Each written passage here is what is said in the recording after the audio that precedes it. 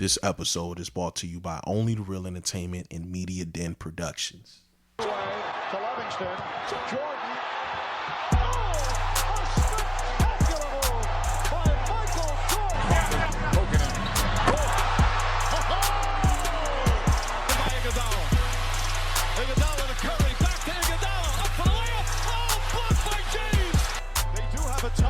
Decide not to use it. Curry, way downtown. Bang!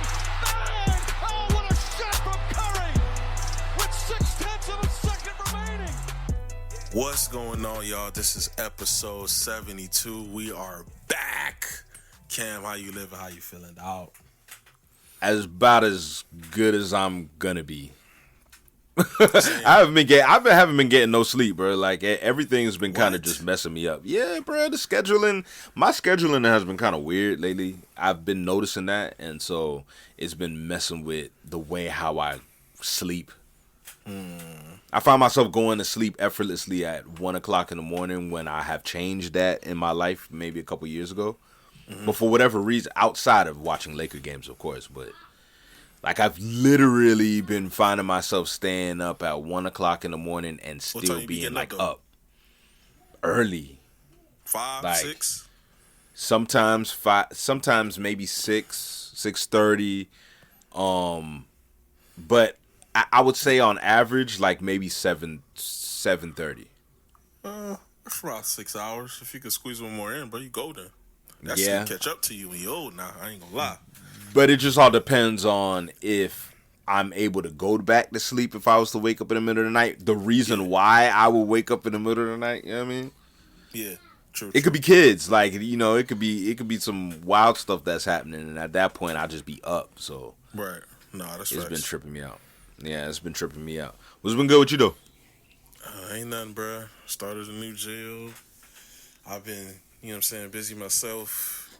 I work in Miami now, like not too close to the Heat Arena. So Heat, watch yourself. It's nothing for me to crash. Y'all down the street now from when I get out of work. I can see like damn arena and walk to it. You feel me? Watch your steps this off season. I'm there. All right. You know we're gonna talk about that, right? Hey, listen, it's just opinion at that point. We don't even got to talk about just the condition of the team, but we definitely gonna talk about some type of off-season predictions or wants and needs and stuff like that. Okay. A little fun convo, you know what I mean? Fun little trade and fun free agency draft and trade convo. Why not? There's nothing fun when discussing Heat anymore. Nothing fun. Yeah. Oh, yeah, please. Nothing but the pressure. Because I got the pressure like Zach Fox. Oh, please, man. We're going to get into that. Let's get into the first thing, right? What's up?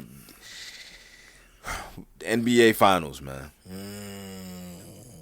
See, now NBA we're talking the good stuff. NBA Finals is coming up. OKC, Yep. Pacers. Who you got? Oh, we jumping right into the shits. My brother in Christ, I've been thinking a lot ever since they got New York up out of there. Shout out to Pacers. I've been thinking about this a lot. And it was a discussion me and Cam had off camera. I had a meeting for y'all for season 3. But this is everything that Hoopers was taught. Pacers is offense. They're sneaky defensively, but their main hanging hat is offense. OKC's main hanging hat is defense. We were told defense wins championships and offense sells tickets, but the ticket selling offense is now in the finals. So it's like, was y'all capping or just like coaching? If you're asking me right now, today is June 3rd. Tuesday, who I'm picking, I'm going to go OKC in 6. I'm gonna go. Why you got OKC in 6? I'm gonna go OKC in 6. I think their depth from the wing position is going to be parallel to the Pacers. I think they'll be able to get more stops than the Pacers will be able to get on OKC. And I just think that OKC's experience in the past being close to the finals, ringing on the doorbell from being the number 1 seed last year. Shea has the monkey off his back. He has his MVP. You have Chet, who played phenomenal last series. You have J-Dub, who played great. Lou Dort has been playing out of his mind. Alex Caruso, I can't say enough on the defensive side of the basketball. And they still have guys who I think could be very helpful when it comes down to it. Your Wiggins of the world, Isaiah Joes, etc. I just think OKC is a tad bit deeper, not that much, with the Pacers. And if it comes down to the stars, I just think that, the shade between Gap and Hallie is pretty decent. But what's going to come down to it is what Siakam is going to do, because I think Siakam also has the opportunity to shut me up and to essentially take over the series as well, because I think he can match J-Dub's output, if not surpass him. So in that case, the pressure would be on OKC, but I think they have enough surrounding that to not get caught up in that, if that makes sense. So that's my pick right now, Tuesday, June 3rd, 9:30 we're recording. I got OKC in 6. Are you saying that Pascal Siakam is the X factor of the series for Indiana? Yeah. If Siakam plays like last series, I easily think that they can beat OKC as well. So this is not an overwhelming OKC in 6. I'm super confident. I think either team can hoist the trophy. Who takes that matchup against Pascal Siakam? I don't know. I think Lou Dort might be a little bit too short for Pascal. So he creates a matchup nightmare. I guess you would start him off on him. Maybe J-Dub would have to go there, but J-Dub could get in foul trouble. Pascal isn't just somebody that could get you a bucket. He's somebody that could get your other guy in foul trouble. He's a sneaky scorer. Clearly, he's Eastern Conference Finals MVP. He's a champion. He's been in that stage before, and he can offset everything just from the experience and from him just being the baller that he is. So I think you probably start with J-Dub and see where it goes as far as the foul tendencies, because you need J-Dub on the other side of the floor. Maybe you go Dort. But yeah, you got to keep Shea on, Nembhard or something like that. So the cross matchups is going to be fun. That's probably the one that's concerning me, because I don't think Chet would be able to guard him from the perimeter. But we'll see. We'll see how this game, like I state, in every series, the series usually doesn't start until game 3. So I'm curious, what do you think the defensive matchups will be when they line it up on the court? If you're asking me what I would do if I'm OKC, I would go Well, Shea. not even just what you would do, but what do you think is going to be done in terms of who's going to be guarding who? I would put, because Caruso is coming off the bench, right? Right. Because we have the double bigs. So you got to put, man, that's tough. You got to put Hartenstein on Miles Turner, because Miles Turner is a stretch. I think you would have to put Chet on Siakam. You'll probably have to start that off, but he could take him away from the basket as well. Then I would put Lou Dort on Hallie if I had to. I'll start off Lou Dort on Hallie, and I'll put Shea. Shea would guard Nembhard. So are you saying J-Dub that could guard the 5th? So Pascal Siakam is going to get guarded by Chet? Yeah, you're gonna have to start off with it. That's dangerous. It is. It's dangerous. It's dangerous. Yeah, that's what I'm saying. If you're gonna have Chet just around the perimeter, or at least getting into the actions, because Pascal Siakam initiates actions too. He screens a lot, screens and rolls, a lot. Or I wouldn't necessarily say a lot, but he definitely does get involved with, actions on the court. So if you're saying that Chet is now going to be a part of actions, that's going to get kind of dangerous. Yeah, I mean that's the the tough matchup issue. You may have to do a Thibodeau and bring Hartenstein off the bench and start Caruso in that case. Yeah, but then you're too small, ain't it? I think J-Dub is a decent enough rebounder. I think the Pacers gang rebound. But I think Caruso scraps enough as well as Dort from a box out standpoint to allow them to gang rebound.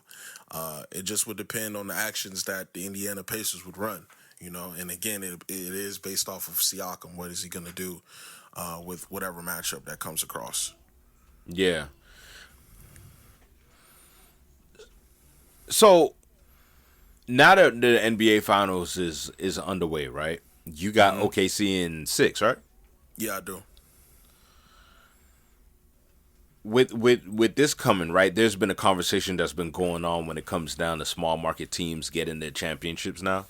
Mm-hmm. We watched Denver win a championship. Obviously, Boston won a championship last season, and they are a large market. But we are starting to see an influx of small market teams getting their rosters together and really trying to press the button to win. You know how I always say it, like pressing that button, where when I say press the button, I mean finally deciding, okay, now we're going to start putting our chips into the middle of the table so we can win some. Mm-hmm.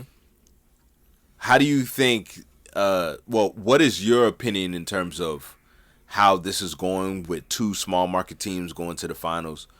What do you think happens with the league at that point? Because, everybody's sitting there talking about the league is rigged, but yet we have two small market teams.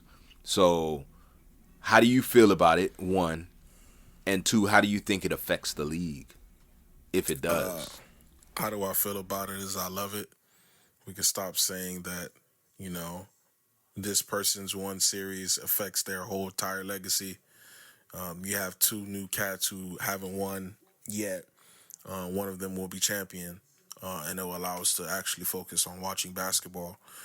Because if you're not careful, you'll miss the mark. This is going to be phenomenal basketball being played in high levels, and it's been high levels all playoffs, right? I think the small market team thing, I've seen Shaq say that there is no small market due to social media, and I would have to agree with him because you can market yourself.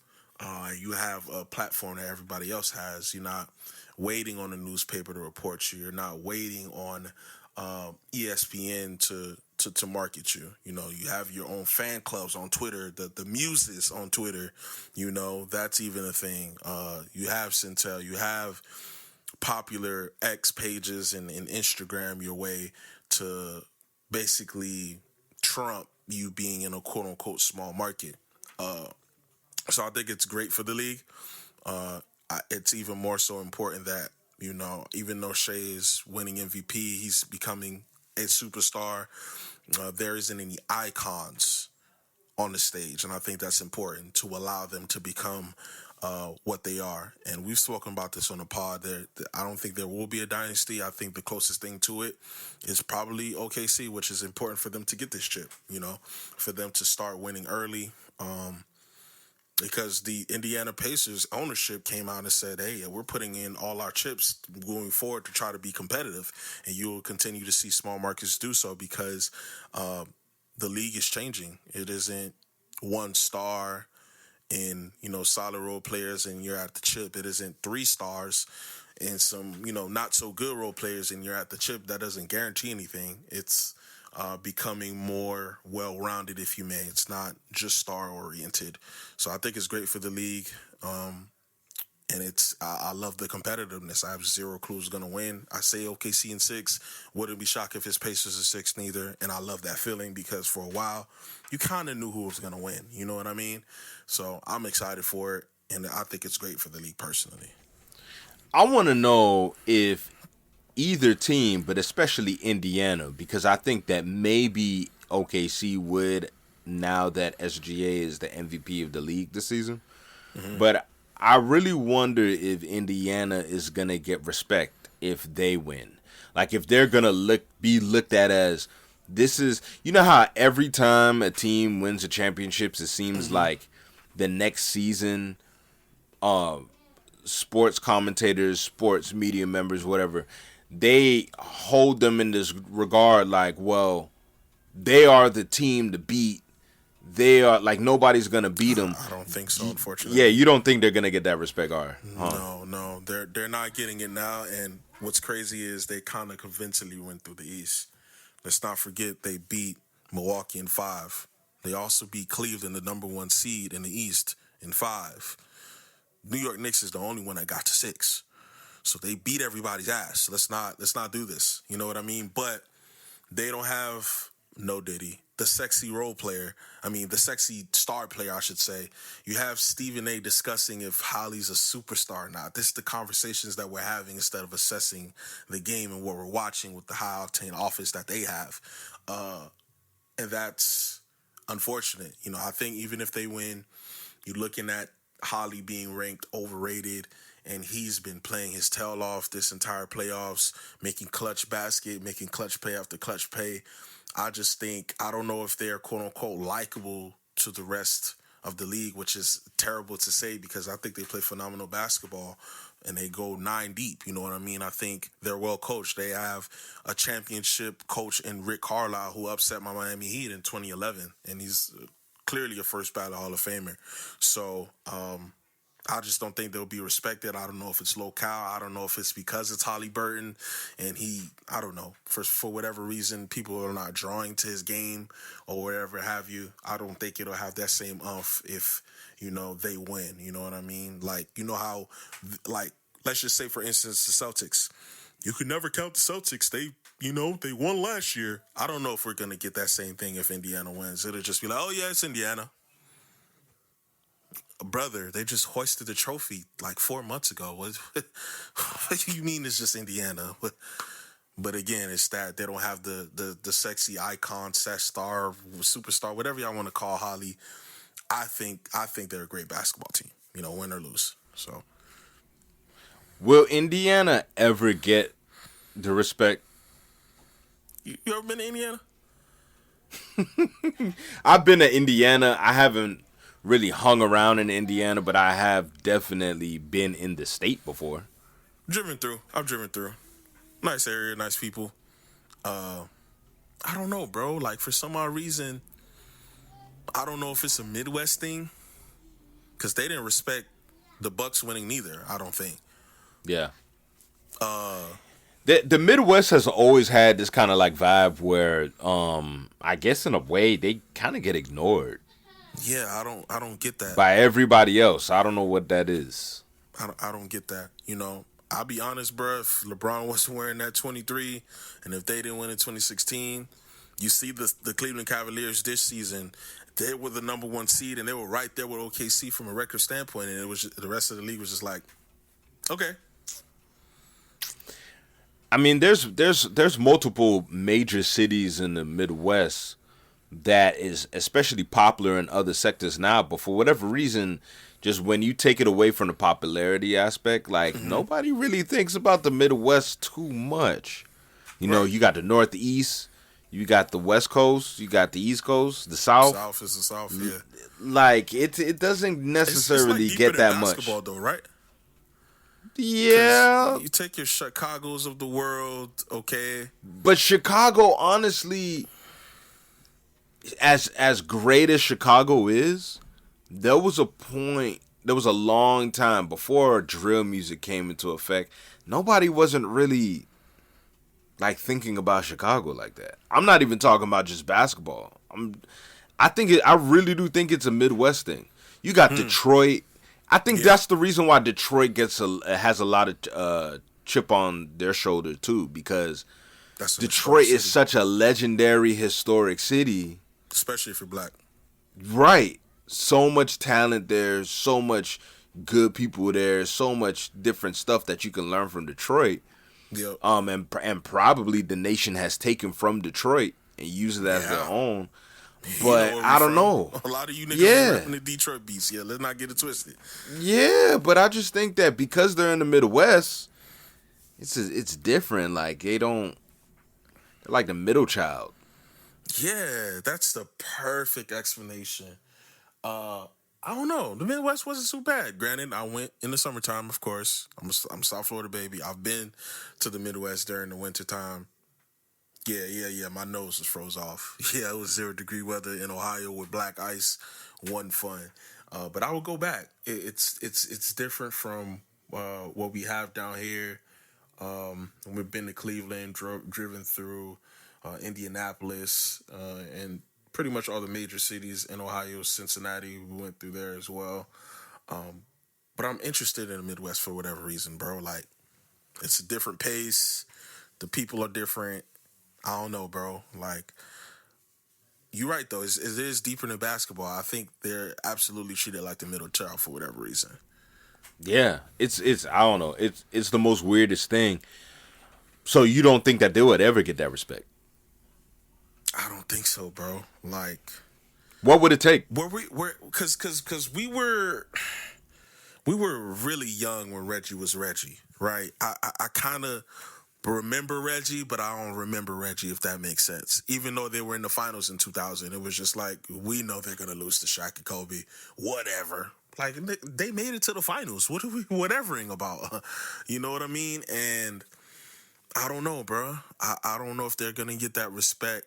And Holly being the villain that he is, damn near playing into it, which I like. Yeah, I like him being an asshole. But I don't know if they're ever gonna get that respect. Maybe it's a locale, maybe it's Jersey. I don't know. You know what I mean? I don't know if they're gonna get that same respect if they win the chip. They're gonna find some way to discredit them. Oh, it was lucky. Oh, it was this. Oh, it was, nigga, they beat everybody's ass. What are we doing? You know what I mean? But I don't know, bro. I don't know why the respect isn't there for Indy. I respect the hell out of Indy, and I was guilty of it too. You know, I could definitely say that. And you opened my eyes. You were early to the party. Yeah, you were super early to the party. Oh yeah, So, I read the tea leaves about 2 seasons ago. I say 3. Maybe 2, maybe 2, 3. Yeah, maybe 3 seasons ago. Yeah, no, you told me 3 seasons ago. You told me when Holly was wearing the Kings jersey that he's like that. I'm like, Holly Burton? Nigga who backing up Fox? What you? And now look at the conversation. I don't know if Fox is a better point guard than Holly. I do not think so. I don't think so. You know what I mean? And you were early before the trade even happened. And then when the trade happened, he was like, yo, Willa, they got it. I'm like, yeah, I know you gonna hoop, but what you mean they got it? And then they got Siakam. He was like, yeah, it's over.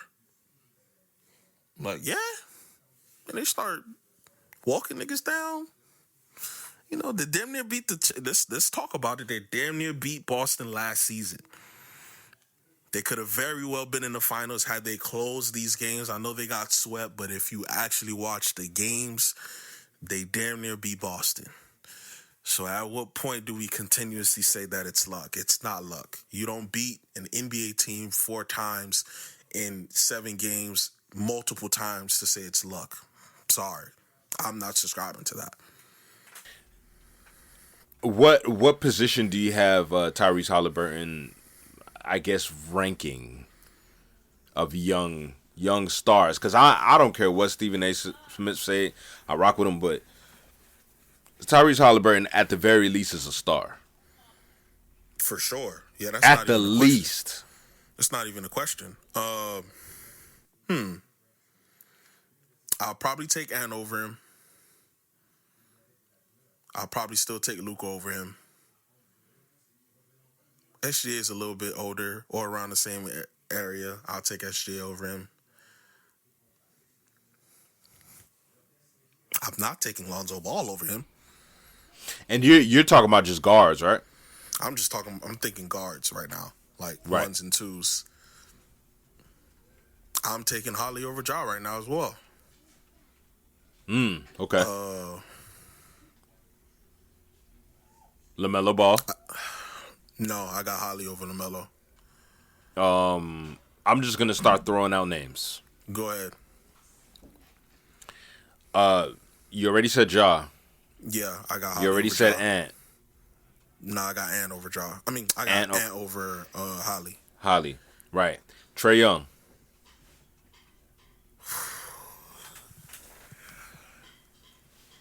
Nah, I still got Trae Young over him. It ain't about. Do I really though? Do I really? Holly's defense is surprising, bro. But goddamn, Trae can shoot the fucking skin out the ball. So can Holly.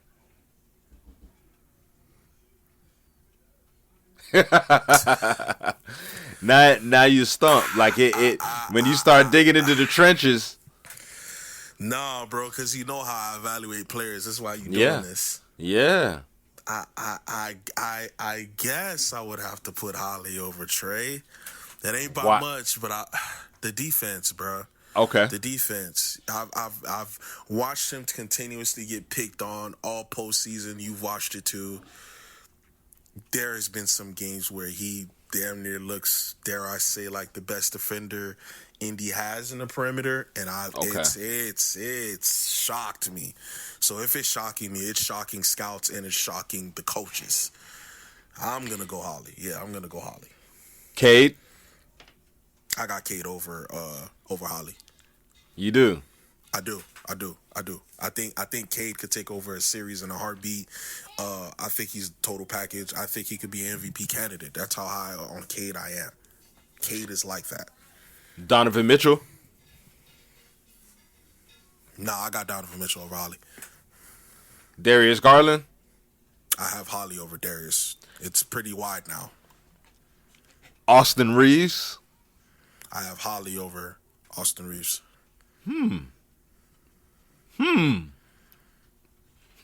Okay. I can't ignore what I'm watching, Cam. Yeah, you know I'm gonna give it up when a nigga hooping. Jalen Green. That's not even close. That's a big gap. Big gap. I don't care what nobody say. De'Aaron Fox. I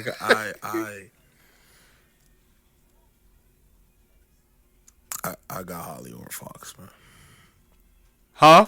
What'd you say? Huh? What? What? Huh? What'd you say now? Repeat that right quick. Hey, hold on right quick, man. Go ahead and talk on the mic right quick. Like, get closer to the mic. Say what you said. I got Holly over Fox. Oh, for real? Oh, man, that's crazy. Oh, my God, that's super crazy. Wow. Who would have known? Devin Vassell? Not close. Stephon Castle?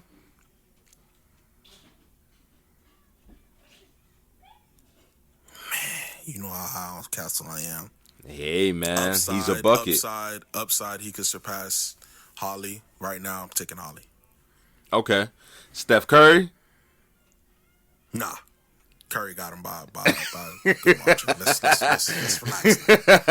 That really should have been a trick question to me. Let's relax. Whoa. We're still talking about Wardell, dog. Yeah. Let's chill. I'm gonna give him credit, but like, whoa, second greatest ever. Like, let's chill. Kyrie Irving?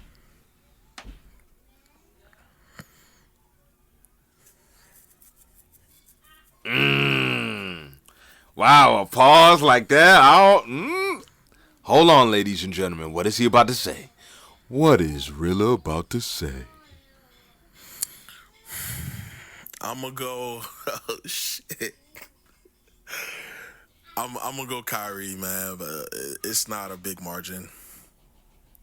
Really? Not right now. No, not right now. It's not. I'll throw out one last name. What's up? Tyler Hero. My brother in Christ. I would trade Tyler Hero for Holly in 2 seconds. I will pack his bags for him. Yo, man, let's wrap this up. Let's get into real talk, man. Yes, sir. So, I already said it in the beginning of the episode. Gotta talk Heat. What do you think they need in the offseason? What are you looking forward to? We've been talking a lot about, just the different rumors that's been going on. Certain people that are linked to the Heat potentially. I mean, obviously, that none of that is going to come into fruition until after the finals. But what you thinking, man? I'm thinking depression every time I talk about the Heat. Oh, come on. Don't do that. What do we need is the question that was asked to me. I need Pat to go. That's the first thing I need. Pat, You're making multiple millions of dollars. You're 80. You're one of the greatest coaches of all time. And dare I say, even one of the greatest basketball operation guys of all time. But, pal, it's time for you to go. Under your watch, we lost arguably the greatest player of all time to free agency. Under your watch, we paid Tyler Johnson $50 million. Under your watch, we paid Hassan Whiteside the max and let D-Wade go. All of this happened on your watch, pal. Time for you to hang it up, Patrick. All right? First things first. Second off, Mr. 22, I enjoyed your hoops. I did. And I'm talking about the real 22, not that other guy that's in Golden State. I enjoyed your hoops. You got to slide. You're a great trade asset. That's the only reason I'm saying for you to slide, not to call you a bum. Because if you were not hooping, I would have called you a bum. Go ahead and get up out of here, bro. Go ahead and get up out of here. Now, who would I want? There's 3 names that come to mind, and I'll be quick. First name, we just mentioned him. Trae Young, come wear this Heat jersey. Yeah, you ain't winning shit in Atlanta. Yeah. Come play with a big and Bam. Come play. Khalil, where you might have to slide. You know what I'm saying? We might wish you condolences or whatever. But Trae, what's up? Number 1. Speaking of Trae, my number 2 is Trae as well. Murphy III, what's up? I got this Heat jersey for you. Yeah. We ain't got as good food in New Orleans, but trust me, there's no state taxes gonna get you right. And while you over there, can you do me a favor and tap that freakazoid of a BBL lover that's your teammate? Zion, what's up? Yeah, we could get you right. Yeah, we could get you right. Don't care about whatever you got going on off the court. We're going to fix that. Yeah, all you got to do is come down here, give me 25 and 8, and we cool. We're going to make sure that you're going to get on the court. We're going to put you through some rigorous training. Yeah, you leaned out this season. I give you kudos. We're going to lean you out even more. 25 and 8, all NBA appearance, and we're going to be a 5th seed. What's up? That's my 3. If I could land one of those, I'm straight. Keep DeRozan off my squad, Pat, if you're still here. Keep KD off my team, Pat, if you're still here. And I'll be all right. I'll be all right. You know there's a cool chance that DeMar DeRozan may just be on the Heat, right? And I would be a depressed human being. Sorry. Yeah, D-Ball, I love you. I mean, at least you're not throwing a max contract at him. This is very true. Debo is not a scrub, man. That sounded pretty harsh. Debo is a first ballot Hall of Famer. I love Debo's game. You're not going to put us over the top, bro. No disrespect to you, though. Nah, he won't. Love. He won't, but I mean, you never know about the roster construction, dog. I know. He ain't going to put us over the top. Yeah, I know. He ain't going to put us over the top. Yeah, he ain't going to do it. Yeah. I love Debo, though, but nah.